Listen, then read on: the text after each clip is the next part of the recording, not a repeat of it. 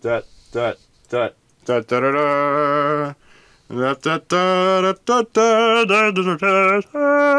Oh, here's a nice basket of fun. I just wonder if I should play it right now. Because I really think that screwing with you would be a great method at finally taking back control of this game. It's very tempting. I'm gonna go for it because I need something. The ornate Kanzashi. Alright. And I lack the mana to do it right now, but the fun will begin shortly. I think that the best thing I can do right now is just end my turn and just continue to take 4 damage from your unblocked Throat Slitter. Okay. Because if you declare your Skull Snatcher as an attacker, then he's going to be tapped, and then he can't block Shiri. Alright, so...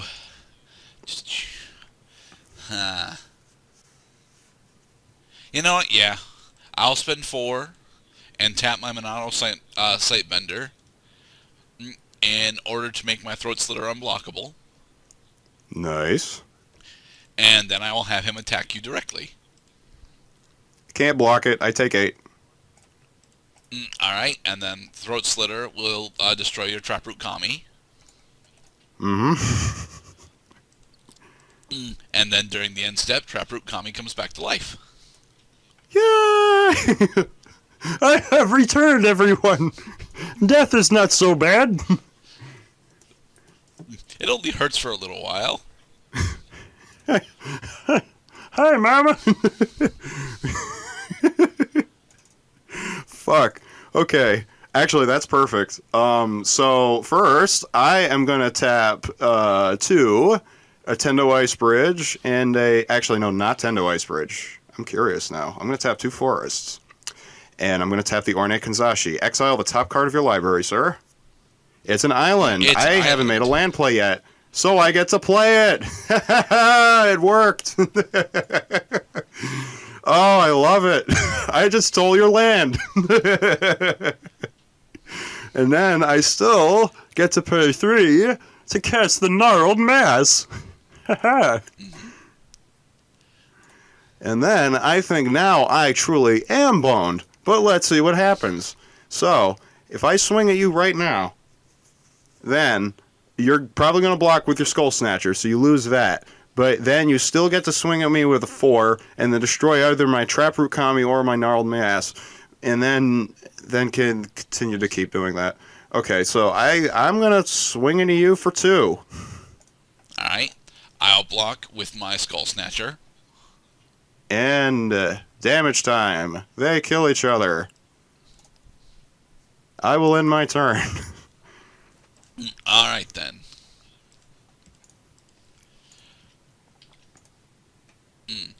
Well, you made it so it was easier for me to get another island. Thank you.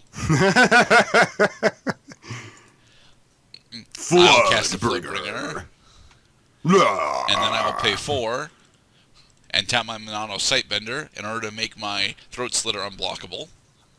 Sweet. Oh, right, I have to attach, Ronin. Oh, okay. This is interesting. So actually, that saves you 2 mana. Except you did have to pay X or less. How are we going to rule this? No. I totally did that. I did that on purpose. I'm an idiot, but I did that on purpose. Anyway, Throat Slitter is still unblockable this turn, and I'm going to swing with him. Okay, I take 2 damage. Alright. And then destroy target non-black creature. Because he dealt damage, I can kill the Gnarled Mass. Yay. Gnarled Mass is dead. And with that, I will end. Jesus. Alright, this woman's very finely kept hair with the Ornate Kanzashi might be the difference between victory and defeat during this game. Jesus Christ. Okay, so I'm thinking I'm gonna pay... If only I had a fucking chance. So you got 3 creatures, huh? Alright, I need a gun. I need something big. Alright, Kanzashi time. What is it? Okay, it is Ninja of the Deep Hours. I'm not so sure if I want to play that because that costs 4. I could, and it would be awesome. uh, Fuck it, let's do it. Pay 4. I'm gonna cast it. Okay, then. Ninja of the Deep Hours. He is a 2/2 creature. Fuck. I end my turn. Alright.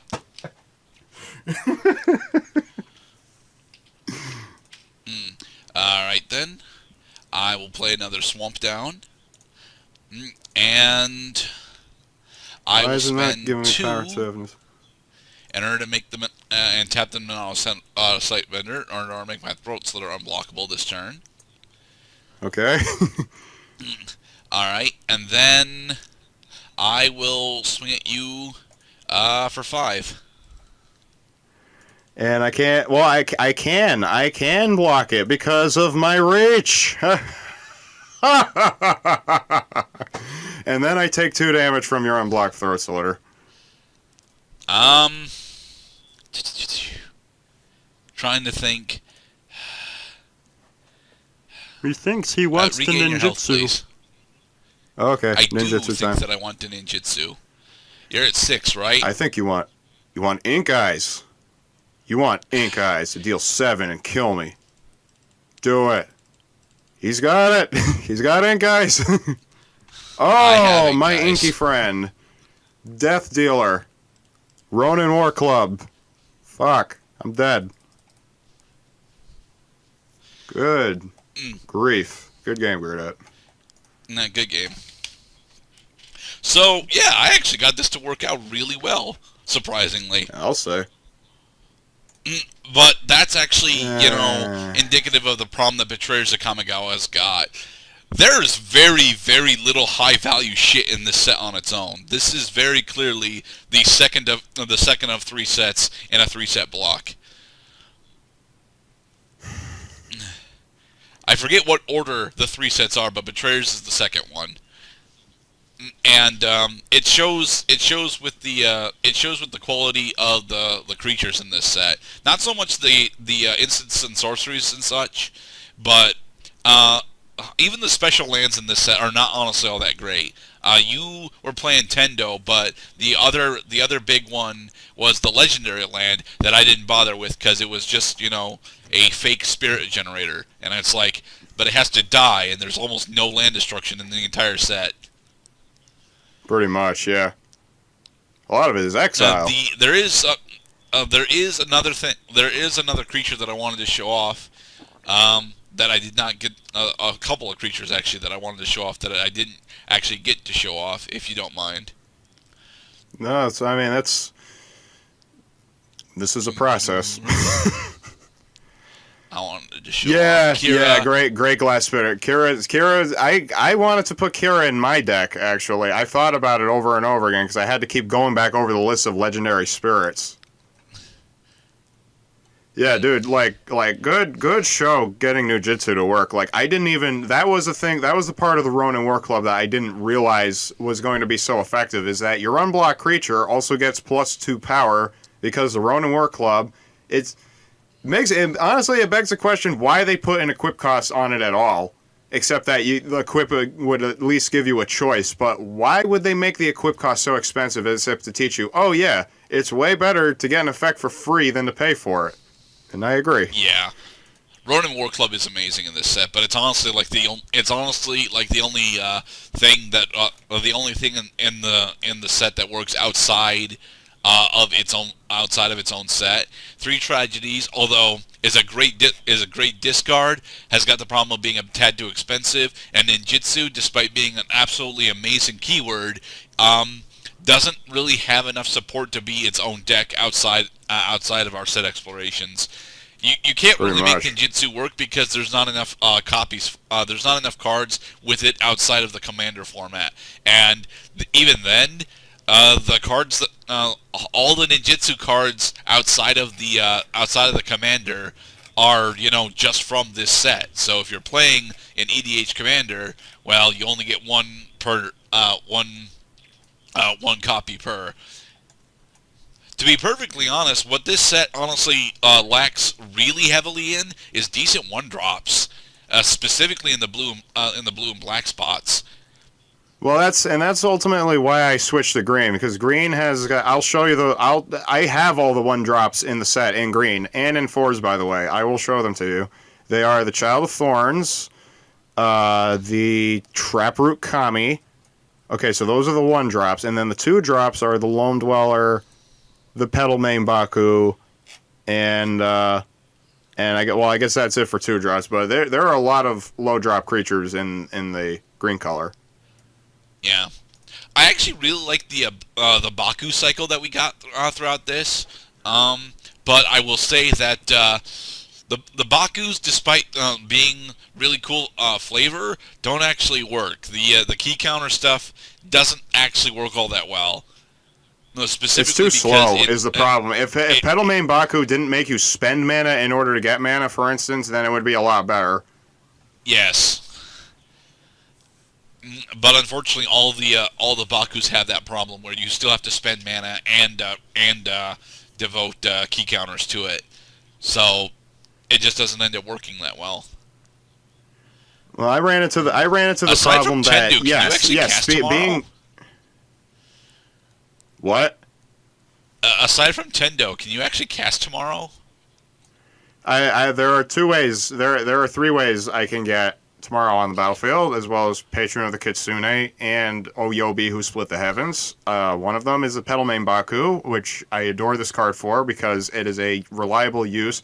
If I top deck 2 or 3 Petal Main Bakus at the beginning of the game, then I'm going to be all set for a little while. So I could get any color mana I want. The other option, which sadly did not very well happen, was the Life Spinner. I did not once get a Life Spinner summon, and I realized that was one of the key consistency engines in this deck, is just search your library, get your choice of Oyobi. I usually go into Oyobi first, because the earlier that Oyobi hits the battlefield, and I have lots of spirit cards in my hand, then I'm probably going to take control of the game. Sadly, that did not happen. Right. Tomorrow was, eventually I'm going to run there were simulations where I ran the gamut of pretty much every legendary spirit in my deck because I had maybe 1 or 2 Life Spinners. The Life Spinner was supposed to go off. It didn't work. I ended up drawing into the legendaries that I needed the extra mana to cast, and unfortunately I went all in on the Ornate Kanzashi, and then I realized that it's not even worth a damn because I can't really use your cards. All I could do is just stop. I can mostly just stop you from using them. Yeah. And there's what Soul Shift does. It actually bounces a spirit creature to your hand instead of battlefield. Oh, it goes to your hand? Oh, yep. Fuck! If I had to realize that, damn it. Okay, so the point is, I think that control and speed will eventually seal the lid on development, which is what I was trying to do. Development cycle is a little too slow. With a good top deck, you can accelerate really fast. I have managed to get 5 forests on the battlefield by turn 4 thanks to the Lone Dweller. Lone Dweller is not all that's cracked up to be either, to be honest. I actually kind of like Lone Dweller. It's actually fairly statted. It's actually statted plus, to be perfectly honest, given it's got acceleration on it. That's about the long and short of this. I'm glad that at least one of us got to use one of the mechanics that this set focused on. Ninjutsu was, honestly, that was one of my earlier choices, was to go into Ninjutsu, again, because I wanted to run black, because black actually had removal. Black almost exclusively has removal, like dedicated removal in the set. Green has almost no removal. It has land control for some reason. As land and flyer control, but then... That's because it was during this time that MTG was trying to focus on what the individual pieces of the color pie really specialize in, and black is killing things, and green is ramp. Green is ramp. Traparuta my Brachiosaurus had a fraying. Isn't that incredible? Although what's really odd about that is that they attempted to have white do resurrection and tokens, and white doesn't do resurrection that well, but it does tokens really well. Honestly, I'm not all that impressed with Betrayers. I think it's a really cool set for what it introduced, given Soul Shift and Ninjutsu. But the fact of the matter is, this is pretty much the only set in the series that actually has these keywords. And the reason, and I'm not entirely sure why, like Soul Shift, we have other spirits going in and out of standard all the time, so Soul Shift would actually be pretty cool. But then again, we've not been back to Kamigawa since we left. We took the cool character in Kamigawa, Tamio, and we shifted her over to Innistrad to go research the Eldrazi, and that's the last time we heard of anything from Kamigawa.